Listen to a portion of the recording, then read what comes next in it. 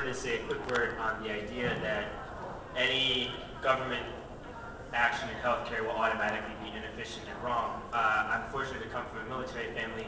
Both grandfathers fought in World War II. My uncle fought in Vietnam for 5 tours of duty, while other people were taking their student deferments.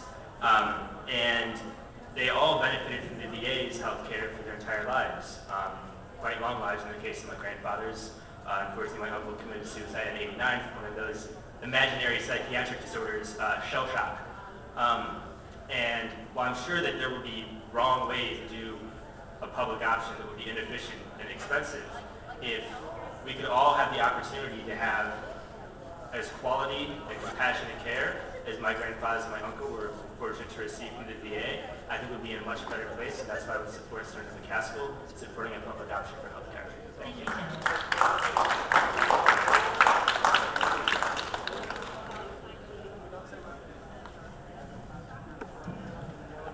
Hi, I'm Mary Catherine Victor, and I'm short, so I'm keeping this here. I'm from Glendale, Missouri also. I am also a former middle school teacher for 29 years, and I'd like to really speak for my friend Kelly, who has muscular dystrophy. And I've seen ridiculous red tape. Right now, I am covering her daughter's $57 fee for medical insurance. Kelly can't work very much. She's really sick with this disease. She had two part-time jobs, and they told her that she made too much money. Now, her part-time jobs were at Catholic schools, so having been there myself, I can tell you, you don't make a whole lot. But it was enough that, she's in major, major debt, but it didn't matter anyway. So I'm picking up the 57 until she gets the papers filled out again, because they threw them away because she hadn't been there in 2 weeks. I am also 60 years old.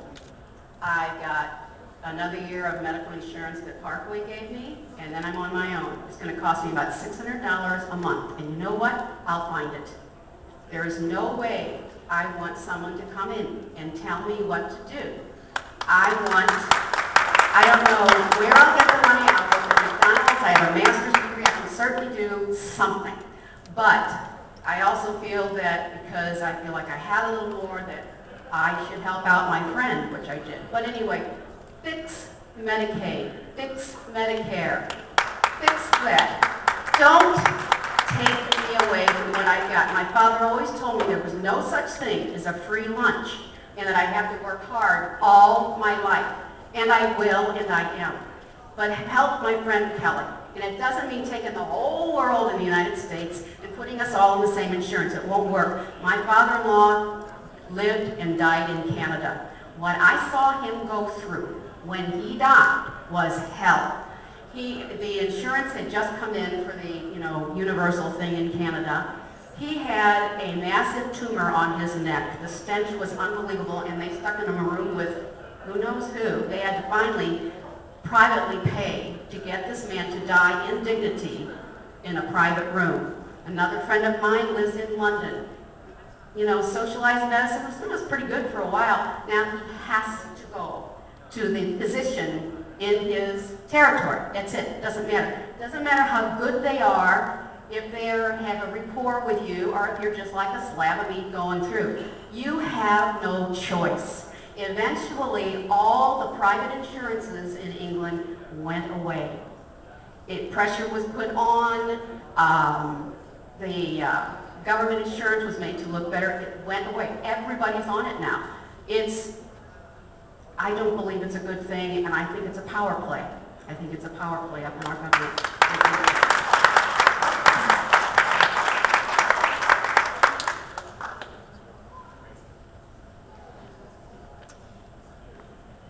My name is Ben Martin. I live in Kirkwood, and I would like to share with you a little bit of the testimony given last week before the House Subcommittee on Oversight and Investigation.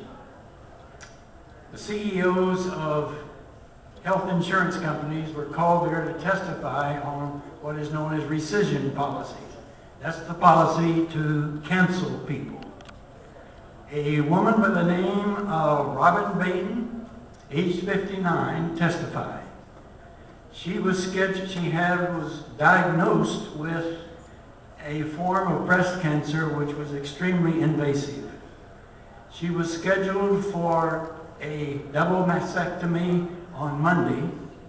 Blue Cross and Blue Shield called her on Friday and told her that her policy had been canceled because she had a pre-existing condition which she had not notified them about. The name of that pre-existing condition was, I think, phlebitis. And her dermatologist called Blue Cross Blue Shield and said that was the name for acne, and that he pleaded with Blue Cross Blue Shield to restore her policy so that she could be operated on Monday. They refused to do that. It took her 4 months to get this resolved.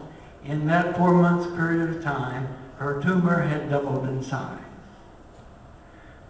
They asked the heads of these insurance companies, they are Assurant Health, WellPoint, United Healthcare, Blue Cross and Blue Shield, if they would agree at that time to agree to a policy of rescission that they would only cancel people if they had committed fraud in their application.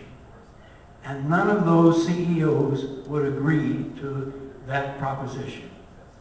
I feel that we need to have a public policy option in order to put pressure on the insurance companies to make sure that they provide health care, not just to people who don't need it, but to people who are sick and who have desperate needs for adequate, affordable, accessible health care for all.